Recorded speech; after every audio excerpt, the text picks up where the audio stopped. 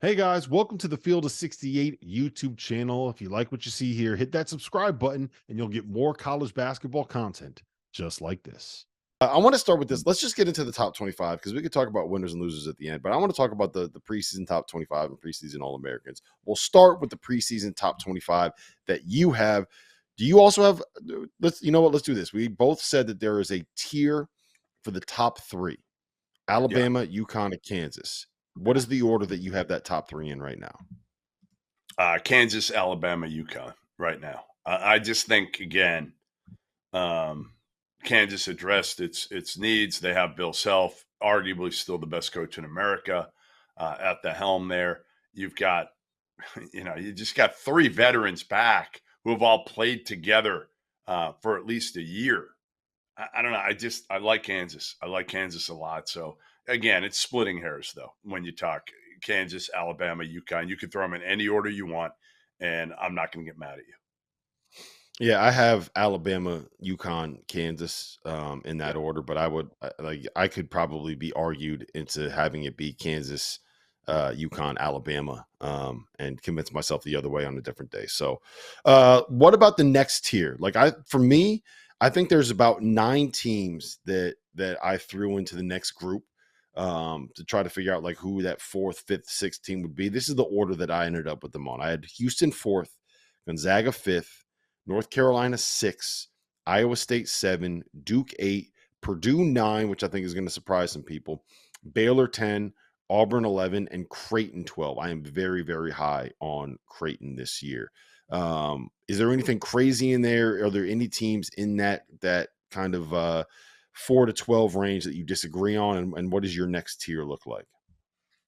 So my next tier is similar. I mean, again, I got Iowa State at 4, Houston 5, Gonzaga 6, Carolina 7, Baylor 8, Duke 9, Auburn 10, Arizona 11, Creighton 12, Purdue 13. So I think we've anybody different? Not really. It's Minimal. mostly the same. Yeah, it's mostly the same. Out of that group, who do you think has the highest ceiling? Like, if there's one team in that group that you think we can kind of be looking at and say, "Hey, you know what? We're going to get to March, and that team's going to be a number one seed, and we're going to be talking about them as a national title favorite, not just contender." Duke. Duke. If think about this. If we get Tyrese Proctor, the Tyrese Proctor that you said we were going to get a year ago, that you guaranteed me. You pulled the Charles Barkley last year, and you guaranteed that Tyrese Proctor was going to be a first-team All-American last year, and it did not happen. Will you guarantee it again? Will actually, please don't. Don't do it. Don't jinx the poor kid. But if Tyrese Proctor has a very good season this year, and Caleb Foster takes a jump, and we know Cooper Fleck is going to be terrific. We know that. And then the pieces fit.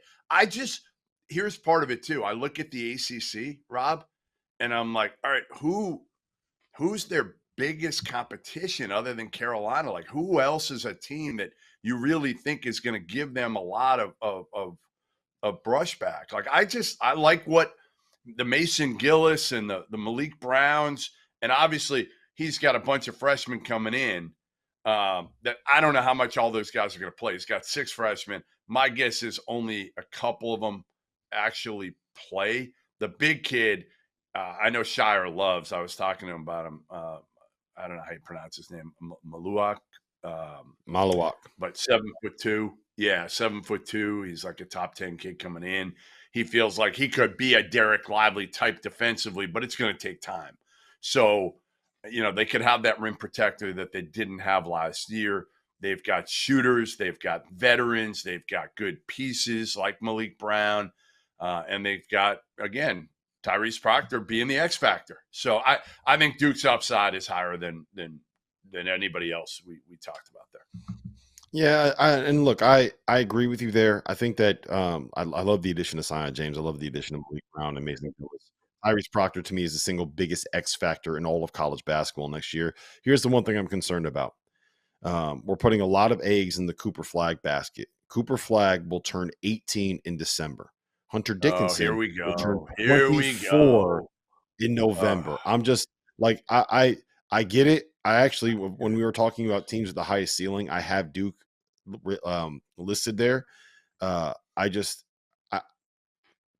it's hard for freshmen to come in and compete with guys that are 5, 6, 7 years older than them. But I have you want to seen see how Cooper that Flag? works.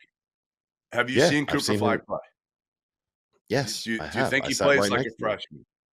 Do you think He he doesn't, plays but he's like a also typical 17. freshman? He's also 17 years old. Like, there's lots of guys that don't play like freshmen that are 17 years old, and they walk into that level of physicality, I'm and they are not worried about like, he's 17. Yeah.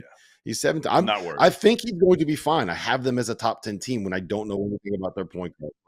But Cooper Flag is 17 years old. He's going to be playing against guys that are 24 and 25. Hey, That's a big, the big back jump in end of the talent. top 25. The back end is really, really hard to do. Well, And we're gonna put out our yeah. Here, Well, I don't I'll even roll want through to the put. rest of my top I don't want to 25. go through them all here. I don't want to go Okay. through them all here because we're gonna post our top 25s later today. So make sure you go to the Field of 68 Twitter account. Let's do this, and- Jeff. Give me the team that is the most surprising as you were going through it. The most surprising one that you had in your top 25 that you didn't think you were going to put in your top 25. All right, I put Louisville at 25. Okay, I don't It hate was it. a late addition. A late addition. I put Pat Kelsey and the Louisville Cardinals at 25. And again, I didn't have them in there initially. Texas Tech was one too. I put in there at 20. That again, with the addition of JT Toppin the other day, that took them to a different level. They still have money, by the way. Don't be shocked if they make a run at somebody else on the board right now. St. John's, I will say same this thing. about Texas Tech. I will say this about Texas Tech.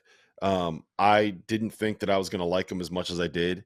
I was talking with Sports Illustrated's Kevin Sweeney, and he was like, they have a really good point guard. They have really good shooting. They have a big guy they just added, and they have Grant McCaslin. And I was kind of like, yeah, it's hard to argue with. The other one that I had that I didn't think I was going to have in there, Ohio State. Got a couple of really good guards, and they have a couple of good freshmen. They got some good transfers.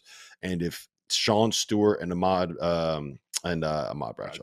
Aaron Bradshaw. Ahmad Bradshaw is the old running back for the Colts. If Aaron Bradshaw can they both take a jump, they have a chance to be really. Thank you for watching the Field of 68. If you've enjoyed what you've seen here, hit that like button, share this link with your friends, or check out the description for some other places that you can consume Field of 68 content.